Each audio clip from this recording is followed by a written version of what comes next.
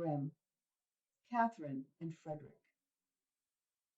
Once upon a time there was a youth named Frederick and a girl called Catherine, who had married and lived together as a young couple. One day Fred said, "I am now going into the fields, dear Catherine, and by the time I return, let there be something hot upon the table, for I shall be hungry, and something to drink too, for I shall be thirsty." "Very well, dear Fred," said she. "Go at once, and I will make all right for you." As soon then as dinner time approached, she took down a sausage out of the chimney, and putting it in a frying pan with batter, set it over the fire. Soon the sausage began to frizzle and spit, while Catherine stood by holding the handle of the pan and thinking. And among other things she thought that while the sausage was getting ready, she might go into the cellar and draw some beer. So she took a can and went down into the cellar to draw the beer. And while it ran into the can, she bethought herself that perhaps the dog might steal the sausage out of the pan. And so up the cellar stairs she ran, but too late, for the rogue had already got the meat in his mouth and was sneaking off. Catherine, however, pursued the dog for a long way over the fields, but the beast was quicker than she, and would not let the sausage go, but bolted off at a great rate.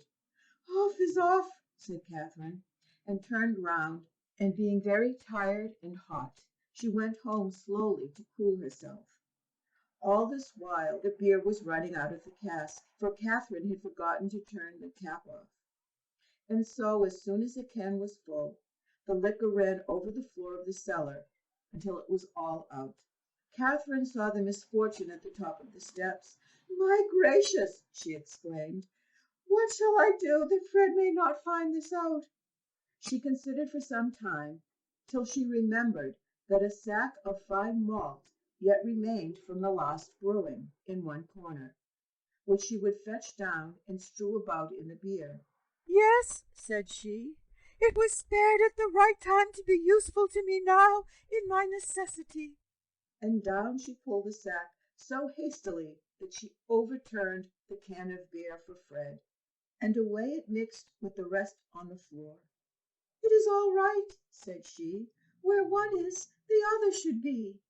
And she strewed the malt over the whole cellar. When it was done, she was quite overjoyed at her work, and said, "How clean and neat it does look, to be sure!" At noontime Fred returned. "Now, wife, what have you ready for me?" said he. "Oh, my dear Fred," she replied, "I would have fried you a sausage, but while I drew the beer, the dog stole it out of the pan, and while I hunted the dog, the beer all ran out, and as I was about to dry up the beer with the malt, I overturned your can. But be contented, the cellar is quite dry again now." "Oh, Catherine, Catherine," said Fred, "you should not have done so, to let the sausage be stolen and the beer run out, and over all to shoot our best sack of malt." "Well, Fred," said she, "I did not know that. You should have told me." But the husband thought to himself, if one's wife acts so, one must look after things oneself. Now he had collected a tolerable sum of silver dollars, which he changed into gold. And then he told his wife, "Do you see? These are yellow counters, which I will put in a pot and bury in the stable under the cow's stall. But mind that you do not meddle with it, or you will come to some harm." Catherine promised to mind what he said. But as soon as Fred was gone, some hawkers came into the village with earthenware for sale, and amongst others they asked her if she would purchase anything. "Oh, good people," said Catherine, "I have no money and cannot buy anything, but if you can make use of yellow counters, I will buy them." "Yellow counters? Oh, why not?" "Let us look at them," said they. "Go into the stable," she replied, "and dig under the cow's stall. and there you will find the yellow counters. I dare not go myself." The rogues went at once, and soon dug up the shining gold, which they quickly pocketed, and then they ran off, leaving behind them their pots and dishes in the house. Catherine thought she might as well make use of the new pottery, and since she had no need of anything in the kitchen, she set out each pot on the ground, and then put others on the top of the palings round the house for ornament. When Fred returned and saw the fresh decorations, he asked Catherine what she had done. "I have bought them, Fred," said she, "with the yellow counters which lay under the cow stall. But I did not dig them up myself. The peddlers did that." "Oh, wife, what have you done?" replied Fred. "They were not counters, but bright gold, which was all the property we possessed. You should not have done so." "Well, dear Fred," replied his wife, "you should have told me so before. I did not know that." Catherine stood considering for a while, and presently she began, "Come, Fred, we will soon get the gold back again. Let us pursue the thieves." "Well, come along," said Fred. "We will try at all events, but take butter and cheese with you, that we may have something to eat on our journey." "Yes, Fred," said she, and soon made herself ready. But her husband, being a good walker, she lagged behind. "Ah," said she, "this is my luck, for when we turn back I shall be a good bit forward." Presently she came to a hill, on both sides of which there were very deep ruts. "Oh, see," said she, "how the poor earth is torn, flayed, and wounded. It will never be well again all its life." And out of compassion she took out her butter, and greased the ruts over right and left, so that the wheels might run more easily through them. And while she stooped in doing this, a cheese rolled out of her pocket down the mountain. Catherine said when she saw it, "I have already once made the journey up, and I am not coming down after you. Another shall run and fetch you." So saying, she took another cheese out of her pocket and rolled it down. But as it did not return, she thought, "Perhaps they are waiting for a companion and don't like to come alone." And down she rolled a third cheese. Still all three stayed, and she said, "I cannot think what this means. Perhaps it is that the third cheese has missed his way. I will send a fourth, that he may call him as he goes by." But this one acted no better than the others, and Catherine became so anxious that she threw down a fifth and a sixth cheese also, and they were the last. For a long time after this she waited, expecting they would come, but when she found they did not, she cried out, "You are nice fellows to send after a dead man. You stop a fine time, but do you think I shall wait for you?" "Oh, no, I shall go on. You can follow me. You have younger legs than I."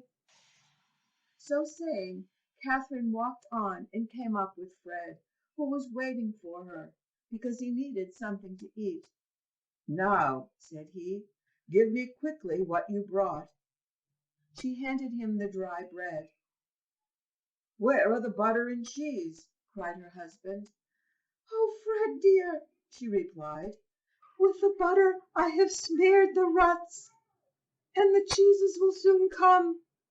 But one ran away, and I sent the others after it to call it back." "It was silly of you to do so," said Fred, "to grease the roads with butter and to roll cheese down the hill." "If you had but told me so," said Catherine vexedly. So they ate the dry bread together, and presently Fred said, "Catherine, did you make things fast at home before you came out?" "No, Fred," said she, "you did not tell me." "Then go back and lock up the house before we go farther. Bring something to eat with you, and I will stop here for you." Back went Catherine, thinking, "Ah, Fred will like something else to eat. Butter and cheese will not please. I will bring with me a bag of dried apples and a mug of vinegar to drink." When she had put these things together, she bolted the upper half of the door, but the under door she raised up and carried away on her shoulder, thinking that certainly the house was well protected if she took such good care of the door. Catherine walked along, now very leisurely, for, said she to herself, "Fred will have all the longer rest." And as soon as she reached him, she gave him the door, saying, "There, Fred, now you have the house door, you can take care of the house yourself." "Oh, my goodness!" exclaimed the husband. "What a clever wife I have! She has bolted the top door, but brought away the bottom part, where anyone can creep through. Now it is too late to go back to the house, but since you brought the door, here you may carry it onward." "The door I will willingly carry," replied Catherine, "but the apples and the vinegar will be too heavy, so I shall hang them on the door, and make that carry them." Soon after they came into a wood, and looked about for the thieves, but they could not find them, and when it became dark they climbed up into a tree to pass the night. But scarcely had they done this, when up came the fellows who carried away what should not go with them, and find things before they are lost. They laid themselves down right under the tree upon which Fred and Catherine were, and making a fire, prepared to share their booty. Then Fred slipped down on the other side and collected stones, with which he climbed the tree again, to beat the thieves with. The stones, however, did them no harm, for the fellows called out, "Ah, it will soon be morning, for the wind is shaking down the chestnuts." All this while Catherine still had the door upon her shoulder, and as it pressed very heavily, she thought the dried apples were in fault, and said to Fred, "I must throw down these apples." "No, Catherine," said he, "not now. They might discover us." "Ah, I must, though they are so heavy." "Well, then, do it in the hangman's name," cried Fred. As they fell down, the rogue said, "Ah, the birds are pulling off the leaves." A little while after, Catherine said again, "Oh, Fred, I must pour out the vinegar. It is so heavy." "No, no," said he, "it will discover us." "Ah, but I must, Fred. It is very heavy," said Catherine. "Well, then, do it in the hangman's name," cried Fred. So she poured out the vinegar, and as it dropped on them, the thief said, "Ah, the dew is beginning to fall." Not many minutes after, Catherine found the door was still quite as heavy, and said again to Fred, "Now I must throw down this door." "No, Catherine," said he, "that would certainly discover us." "Ah, Fred, but I must. It presses me so terribly." "No, Catherine dear, do hold it fast," said Fred. "There, it is gone," said she.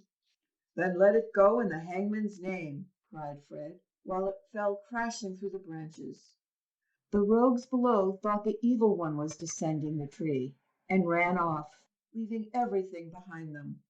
And early in the morning Fred and his wife descended, and found all their gold under the tree. As soon as they got home again, Fred said, "Now, Catherine, you must be very industrious and work hard." "Yes, my dear husband," said she, "I will go into the fields to cut corn."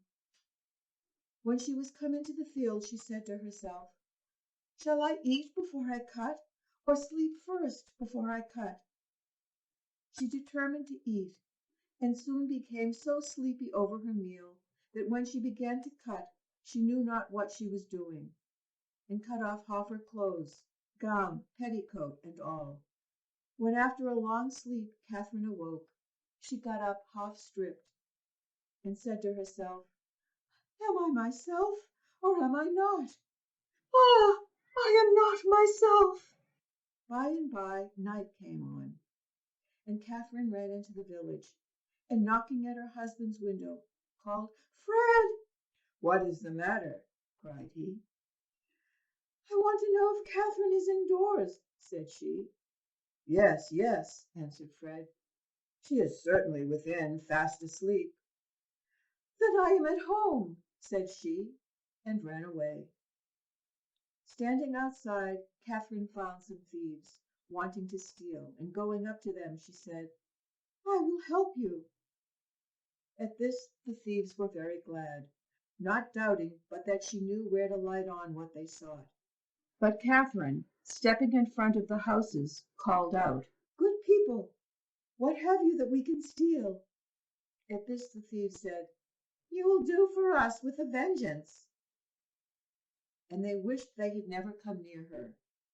But in order to rid themselves of her, they said, Just before the village the parson has some roots lying in the field. Go and fetch them. Catherine went as she was bid, and began to grub for them, and soon made herself very dirty with the earth. Presently a man came by and saw her and stood still, for he thought it was the evil one who was groveling so among the roots. Away he ran into the village to the parson, and told him the evil one was in his field, rooting up the turnips. Ah, heaven, said the parson, I have a lame foot, and I cannot go out to exercise him. Then I'll carry you a piggyback, said the man, and took him up. Just as they arrived in the field, Catherine got up and drew herself up to her full height.